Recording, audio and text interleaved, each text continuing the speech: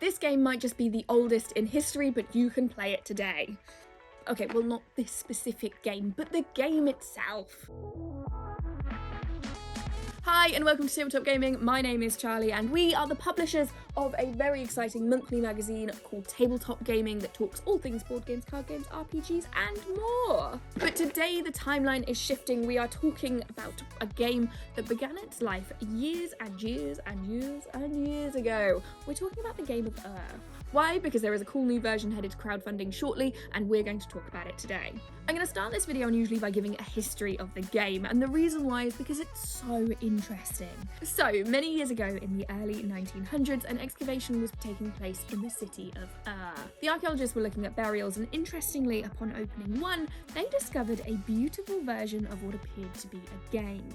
And when I say beautiful version, I mean it had lapis lazuli in it. It was stunning and had stood the test of time to give us such a really beautiful and vivid idea of what it is. The fact that someone decided to be buried with it as well was an interesting factor. This is how important in society this game is, that they're willing to make sort of deluxe editions and then get buried with them. Side note, pop in the comments which of your deluxe editions you'd be buried with, because I think I need to upgrade my deluxe edition options. But back to the point of hand, that was then called the Game of or the Royal Game of after the place that it was found in, Now after that discovery, it was found in other places, in different versions, in different ways, and there were also later versions found that had potentially differing rules, but the difficulty was at the time, we didn't know what the rules were. That was until a tablet was uncovered with the rules beautifully detailed for us, bought by the British Library, and they then translated them.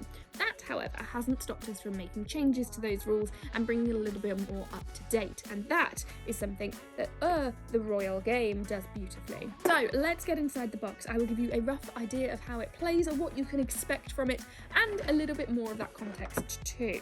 So one thing to bear in mind is that this edition is first of all a prototype. It is going to crowdfunding shortly, so if you are interested in this you can pick up your own copy, but it also means that things may change. We don't have things like a printed instruction book at this moment. It is a prototype, so just bear that in mind. Now, lifting the box lid itself, at the moment it currently looks like this, with beautiful illustrations around the side, very in keeping with its history. We'll pop that there, and we're presented immediately with the board itself. Now, you can hear some noises in there, there's some more to be seen, but this is going to be your game board. Now this at the moment is double-sided. You have sort of the more, what I believe is the more commonly seen versions of the icons that go on your Game of and this one with your sort of new and more detailed versions, but very in keeping with the theme nonetheless. Now our insert currently looks something like this, so we have the Royal Game of in keeping here, and we can perhaps separate those slightly separately, but either way everything goes beautifully in this box.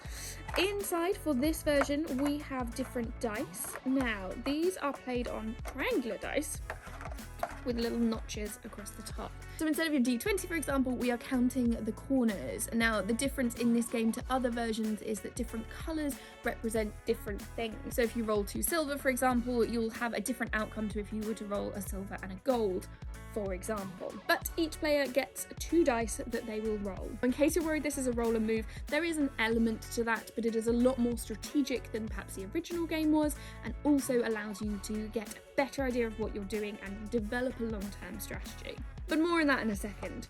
In these beautiful little bags we have some tokens. So these are red players, and we also have our blue players.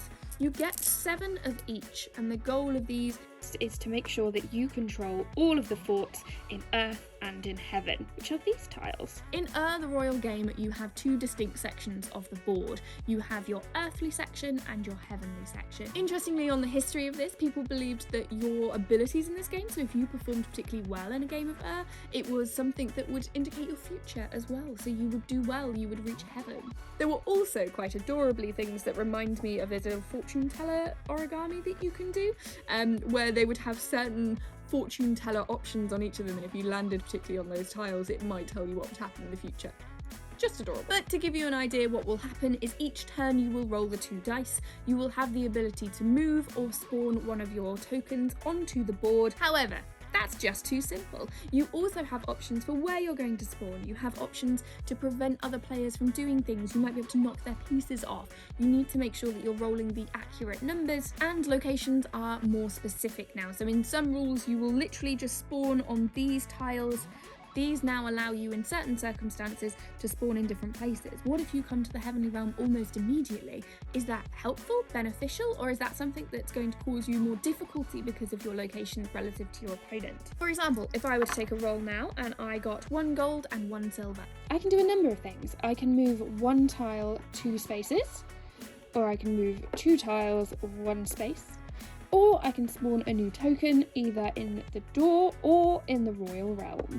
That is this part in the middle, not including this guy because he's a separate one. As you play the game more and more though, it's more competitive. You have to try and strike that balance between preventing your opponents from theirs, but also making good enough games that you have a good chance of winning too. It's also considering your placements. So if you take control of these tiles that are spotted around the board, you get extra bonuses. So you may be able to move further if you still take on your opponent, because otherwise if you take them on and you knock them out, that's the end of your turn regardless of what you've got left. What if you were able to knock that out and then knock out another tile of your opponent's? Or for example, dominating the heavenly side means that you can move 3 spaces instead of 2, or dominate all of them and win the game. Much less just a chasing around the board that it has been in some variances of the rules. This is now cutthroat and interesting and intricate. It of course means that this is a 2-player game, but it is one that is very quick to learn and very easy to start playing again and again and again with a new strategy each time. But as you gain a new strategy,